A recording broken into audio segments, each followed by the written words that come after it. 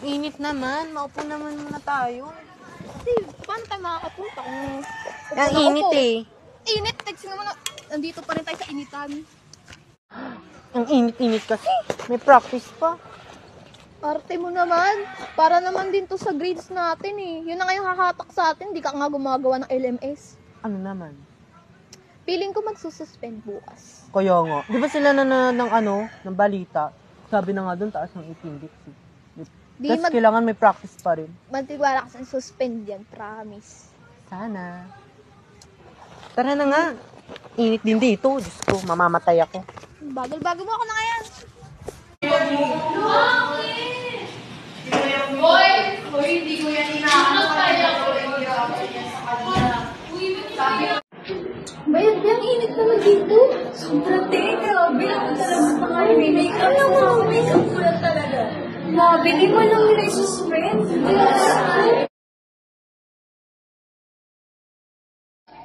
Nako, init. Grabe. Hindi pa rin sila suspend. Anong wala pa rin si Mayor. Pati mga teacher natin, naiinitan na rin, di ba? Pawis na pawis na nga ako dito eh. So, magandang sinabi tayo nila.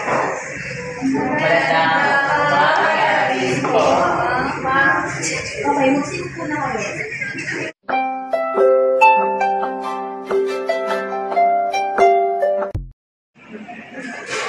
Sino maaari makapagbasa ng sulat ko sa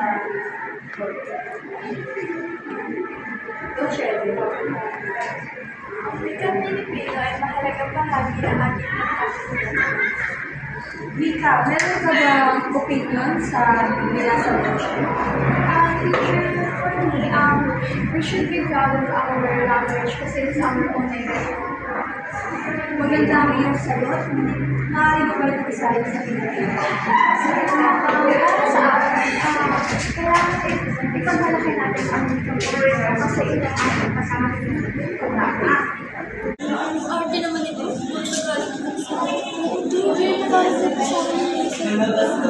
Diba kayo, ang wika natin ay Pilipino, so kailangan talaga gamitin natin. At ang sabik natin ay Pilipino, so kailangan natin gamitin wika. Uy, ano ba?